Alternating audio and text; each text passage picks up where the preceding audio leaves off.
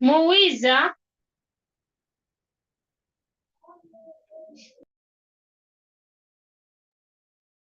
Yes, please.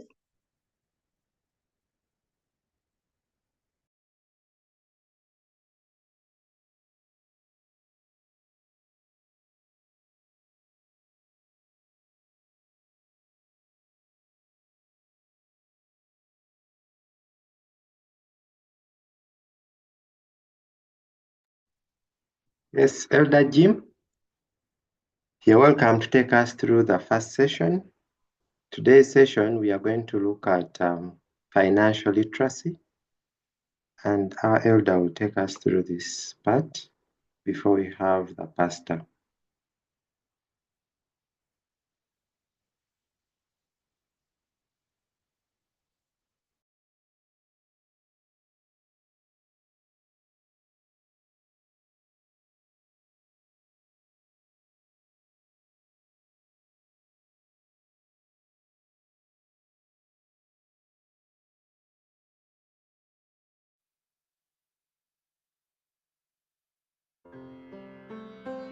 Sing them over again to me, wonderful words of life. Let me more of their beauty see, wonderful words of life. Words of life and beauty, teach me faith and duty.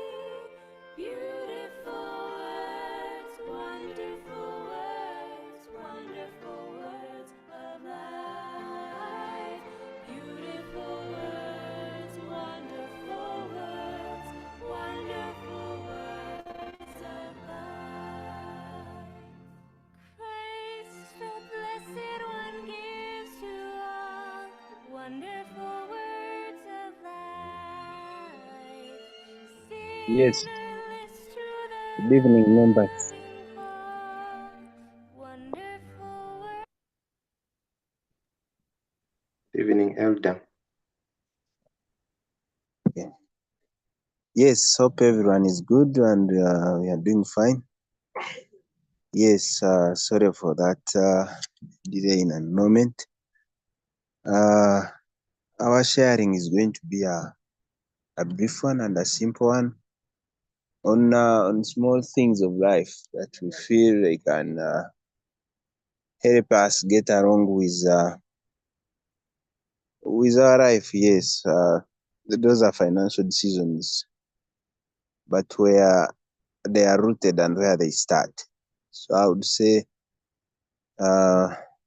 maybe a few strategies that can help us to discipline ourselves.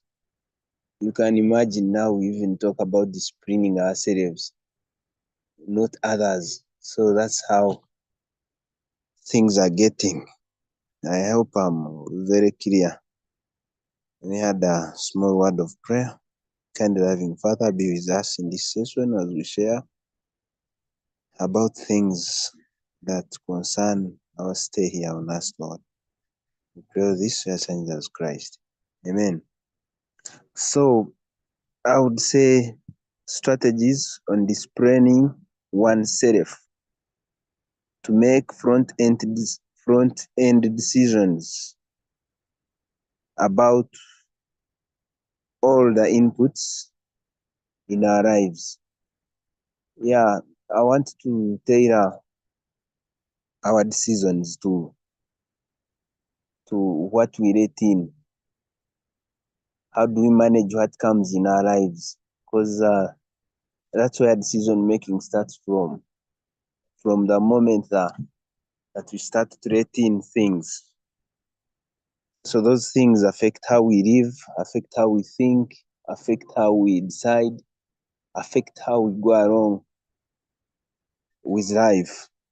So we need to have a level of discipline for us to be able to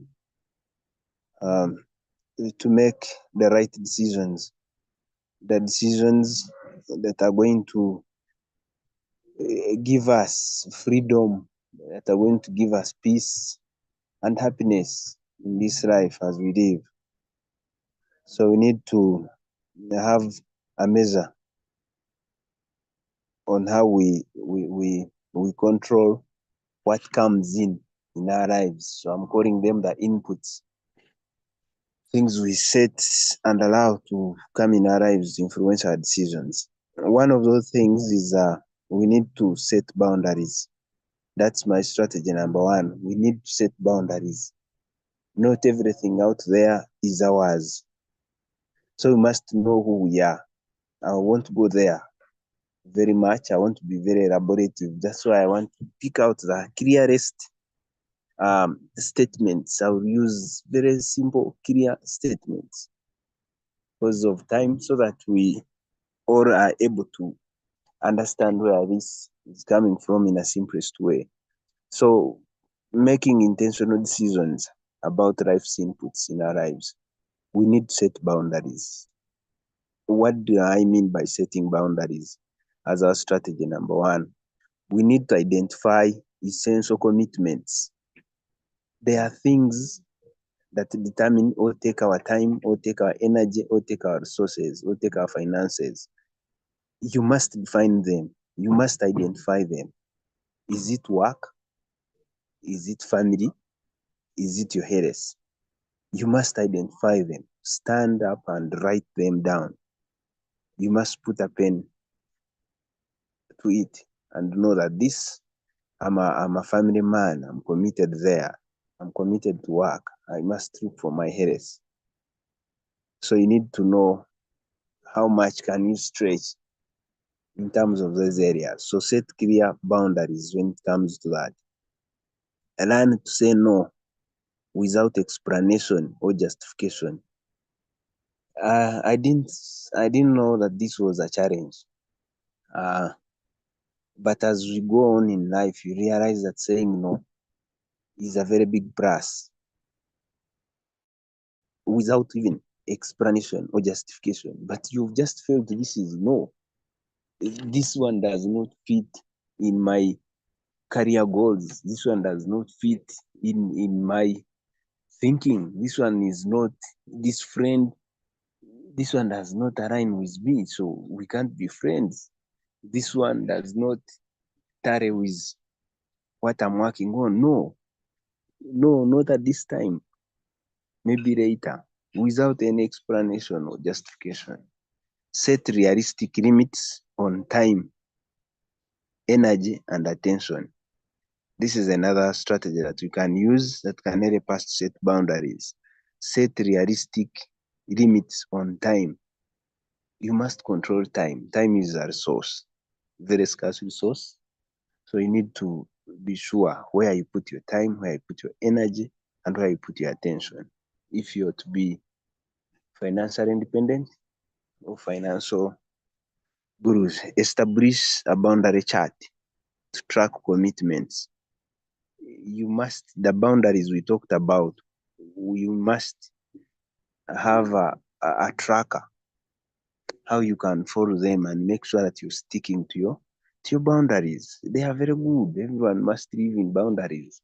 Otherwise, there is a common saying, you can't be good to all. We can't be good to everyone, to other people. At the end of the day, we need to know who we are and what we do and when we do it. Yeah. Those are some strategies that can help us to set clear boundaries. There is another strategy, strategy number two, filter inputs. Filter inputs. What are inputs? Things that come in our lives. Evaluate information sources. That is strategy one, under filter inputs. Social media, news, books. The commonest question I usually have is, who informs you? Where do you draw your information? Do you get information from social media? You find someone is panicking, someone is there stressed over a social media post, is there stressed financially because he has read something on TikTok. No, things don't work like that. You must be sure of the information source. You need to filter those inputs. Otherwise, you will collapse. Yeah. There is what I've called unsubscribe from unnecessary information flows. If you're on some TikTok channels which generate pressure for you, I know TikTok and what and Instagram. You're on Instagram, you scroll around, you see very wonderful. Your colleagues are having a good time. The only thing that they are yielding to you is depression, because at the moment in your season in life, you are unable to have such life. You're forgetting that they took um, over 20 photos to pick out one they have shared. Or you don't know even where they are in the moment or what state of life they are in. But you're working under pressure. These things generate pressure on our end. That's why you need to filter them so that you're sure of where you're going. Yeah, that's filter inputs.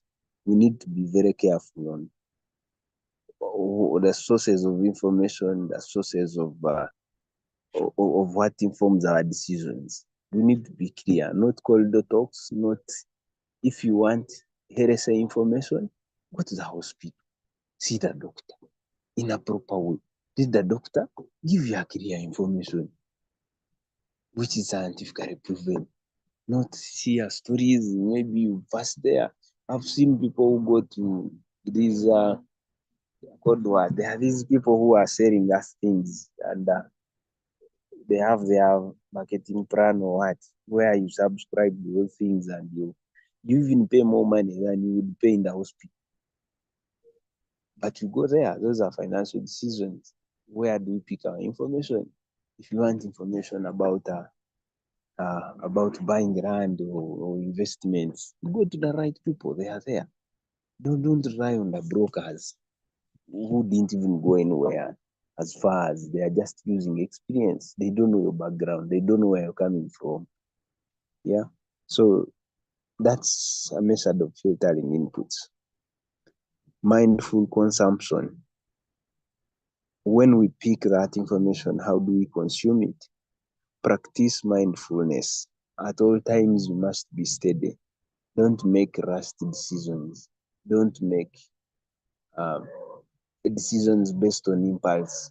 Because the guy is telling you, if you don't pay now the room, there are many people in the room, they will take it. Let them take the room. If it's yours, you'll get. But if you're based on impulse, you make those falls, those decisions. Schedule media consumption. You must be sure of uh, how much time or how much input do you get from the podcasts, from the movies, from the TVs, those media consumptions. I know these things, they influence how we decide, they influence how we make decisions, they influence how we want to live, which shoes, which clothes put on, what's trending. They put us.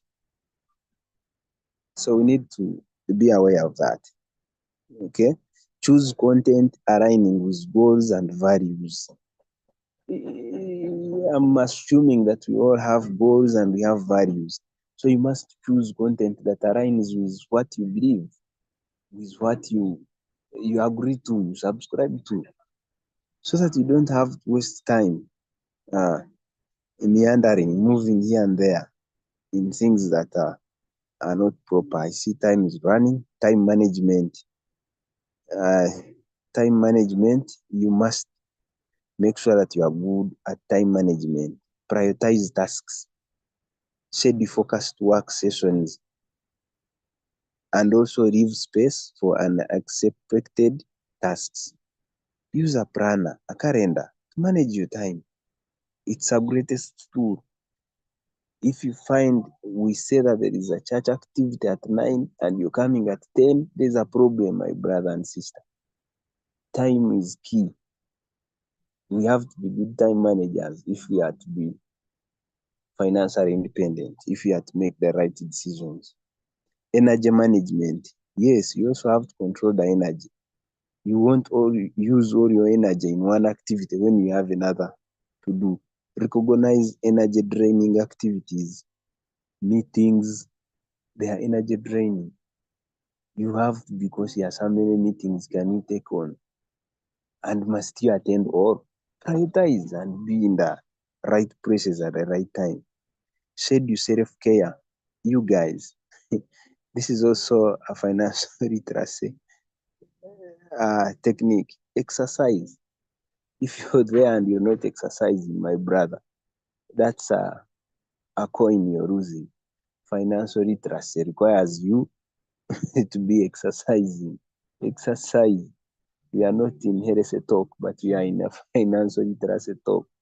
Exercise. That's self-care.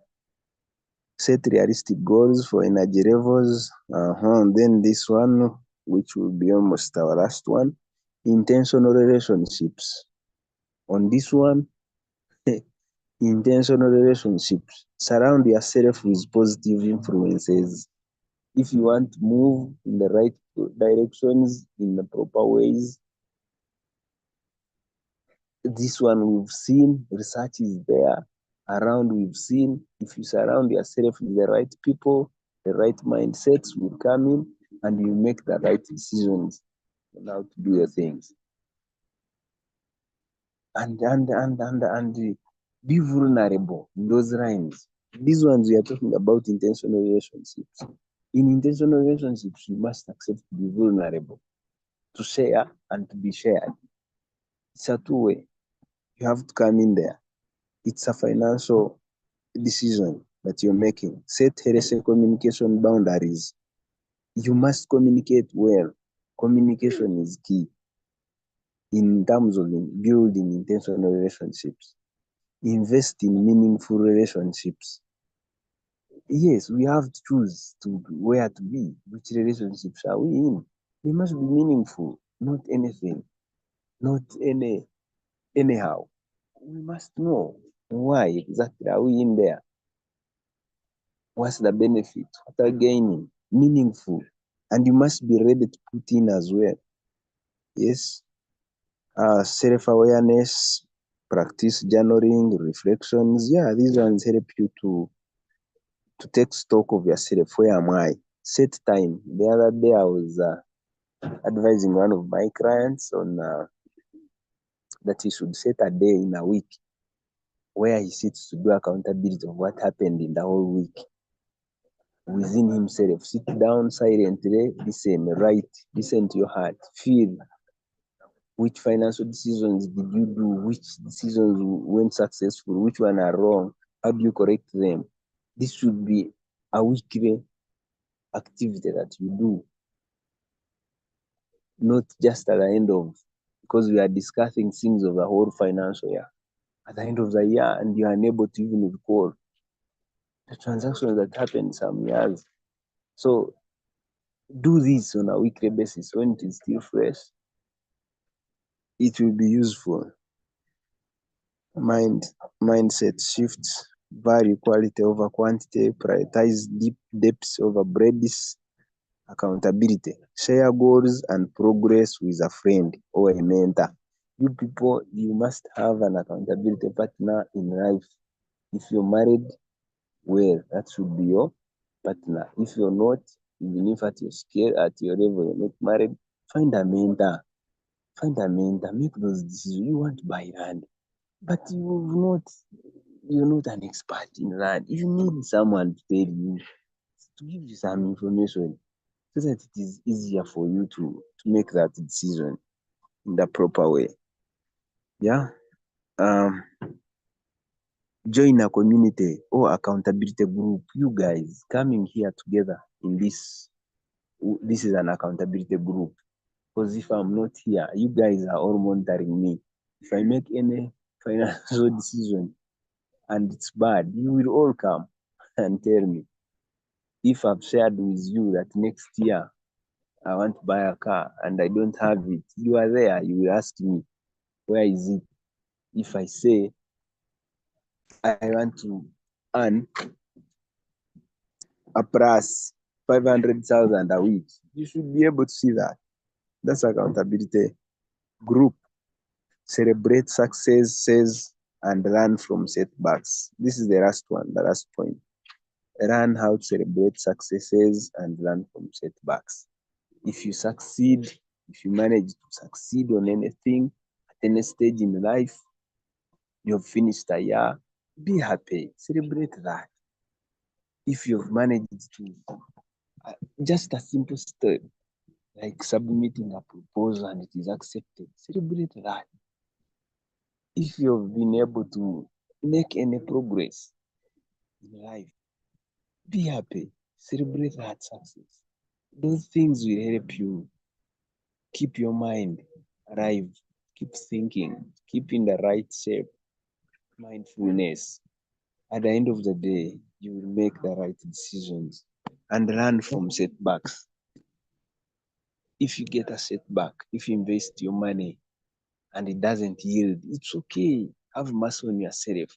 Take it slow on yourself. It has just happened and you've learned. So learn how to do it better next time. That's what you pick from that. And carry on. Don't sit there and feel that life has ended. Yesterday we visited people who had just made a financial loss through fire. But the most interesting thing, they were happy. They still saw the Lord's good, the goodness of the Lord in the process. They realized that they had survived. There are many things they could put their finger to, which were interesting out of that. Those are not small things. The setbacks. They were sharing how friends have come out to reach out to them. It's a setback, but it has opened them to another way of looking at life. Yeah. So when we do that, when we do good decisions, when we discipline ourselves in terms of the decisions we take and things we do, I'm sure we shall live happily, we shall be peaceful, and we shall be satisfied in this life. I thank you all for listening.